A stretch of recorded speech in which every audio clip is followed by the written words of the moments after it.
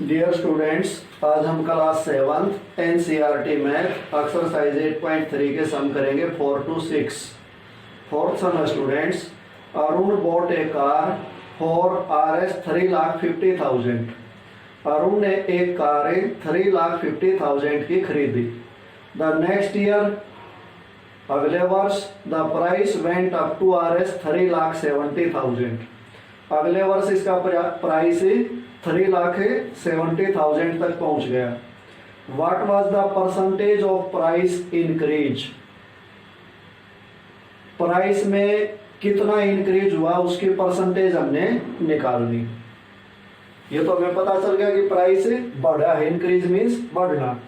3,50,000 की उसने दी थी और अगले साल उसका प्राइस हो गया 3,70,000। तो हमने निकालना क्या है? Percentage of a price increase. सबसे पहले हम लिखेंगे Arun bought a car for equal to RS 3,50,000। Next year,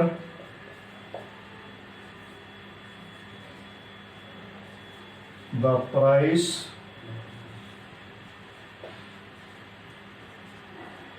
went up to RS 3,70,000। Price increase, price बढ़ा, कितना बढ़ा? RS 3,70,000 में से RS 3,50,000 माइनस करने से पता चलेगा। तो कितना आएगा? RS 20,000। ये तो आ गया प्राइस इंक्रीज। अब हमने निकालना क्या है? Percentage of price increase. Show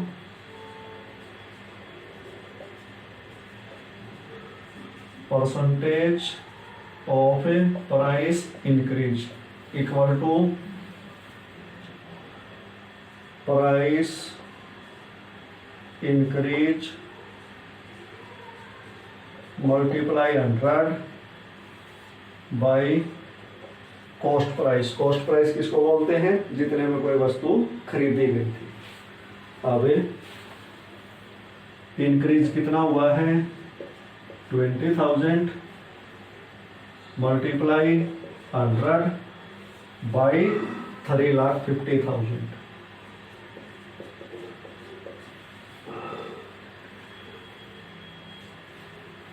ठीक है स्टूडेंट्स, 1 2 1 2 0 से 2 0 कैंसिल, 2 0 से 2 0 कैंसिल। अब 5 से कैंसिल हो जाएगा। 5 7 जा 35, 5 4 जा 20 और 5 0 0। कितना बच गया? 40/7। इसको मिक्स फ्रैक्शन में कन्वर्ट करो। 7 5 जा 35, बचा 5, ये 5 यहाँ और 7 यहाँ। तो इसको हम क्या लिखेंगे? 5 × 5/7%। ये अपना फोर्थ सम हो गया स्टूडेंट्स। अब फिफ्थ सम करते हैं। फिफ्थ सम है students, I buy a TV for RS 10,000। मैंने एक टीवी 10,000 में खरीदा and sell it a profit of 20%, और इसको 20% प्रॉफिट पे बेच दिया। How much money do I get for it? मैं इसके लिए कितने रुपए प्राप्त करता हूं? तो कैसे निकालेंगे? सबसे पहले हम लिखेंगे cost price of a TV equal to RS 10,000।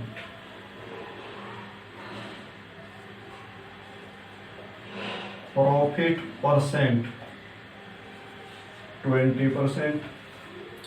Profit जो भी होता है, प्रॉफिट या लॉस, वो हमेशा कॉस्ट प्राइस पे होता है। तो ये प्रॉफिट परसेंट है। अब हम निकालेंगे क्या, प्रॉफिट। प्रॉफिट कितना हुआ, 20% ऑफ 10,000, क्योंकि चाहे लॉस हो या प्रॉफिट हो, वो हमेशा कॉस्ट प्राइस पे होता है। अब इसको क्या लिखेंगे, 20/100 मल्टीप्लाई 10,000।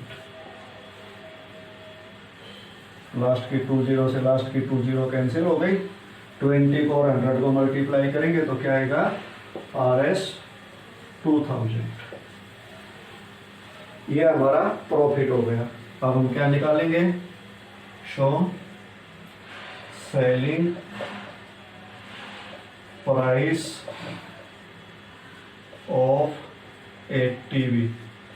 सेलिंग प्राइस कैसे निकलेगा, cost price plus profit. Profit हुआ तो प्लस होता है, लॉस हुआ तो माइनस होता है। RS 10,000 plus RS 2000 equal to RS 12,000। Selling price हो गया 12,000। तो अब लास्ट में जैसे क्वेश्चन पूछा है वैसे हमने आंसर देना है। 10 इस प्रकार, I get 480 equal to RS 12,000। क्योंकि हमने बेचा ही तो है, बेचा है तो सेलिंग प्राइस निकाल दी। सेलिंग प्राइस मीन्स इतने रुपए मुझे मिलेंगे। ये अपना 5th सम हो गया स्टूडेंट्स। अब 6th सम करते हैं। 6th sum students, Juhi sells a washing machine for RS 13,500। Juhi एक वॉशिंग मशीन 13,500 में बेचती है। सेल मीन्स बेचना। सी लॉसेस 20% इन द बार्गेन। वह मोल भाव में 20% लॉस खाती है, यानी उसको नुकसान होता है। What was the price at which she bought it. वो प्राइस क्या था जिस पर उसने इसे खरीदा था। तो स्टूडेंट्स इसके लिए हमें इसका जो कॉस्ट प्राइस है वो सपोज करना पड़ेगा, क्योंकि लॉस हो या प्रॉफिट हो वो कॉस्ट प्राइस पे होता है। जब हम कोई चीज पहले खरीदेंगे तभी बेचेंगे। तो इसमें सेलिंग प्राइस तो दे दिया और हमारे से कॉस्ट प्राइस पूछा है, और हमें दिया क्या है, लॉस परसेंट। इसके लिए हम क्या करेंगे, suppose cost price of a washing machine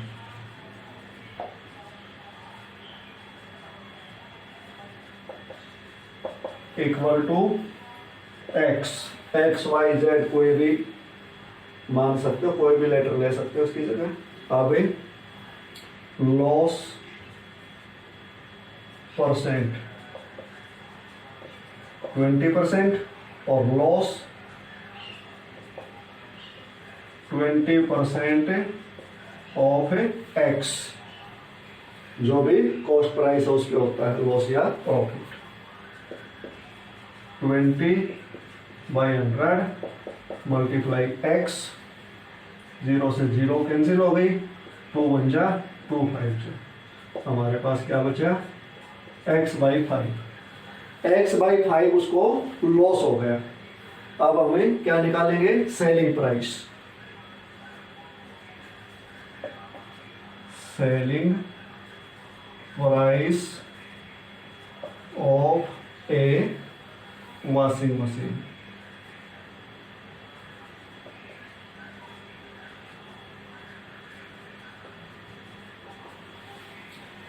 selling price कैसे निकलता है, cost price minus loss.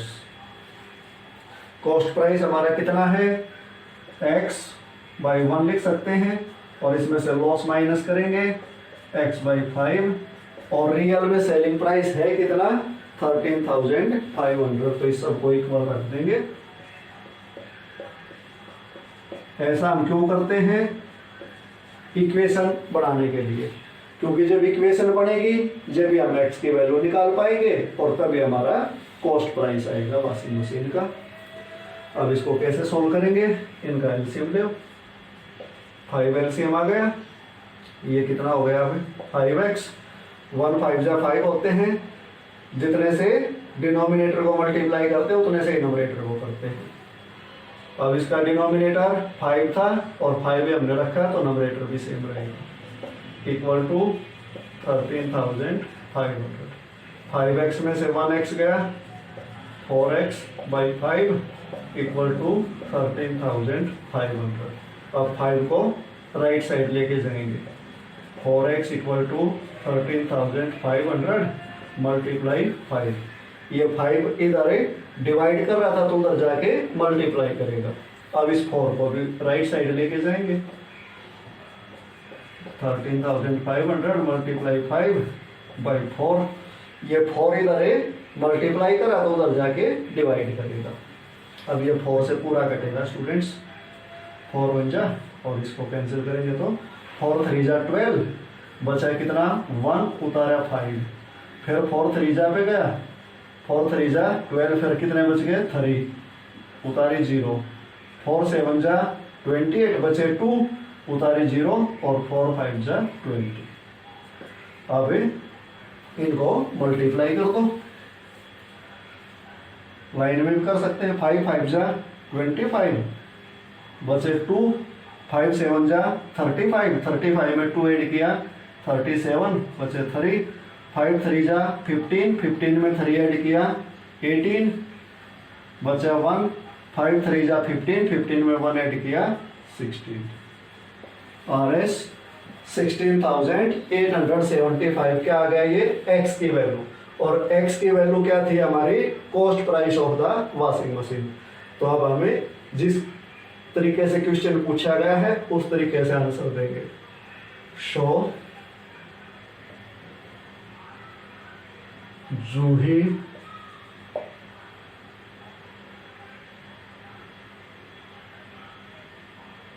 show the price of it was at which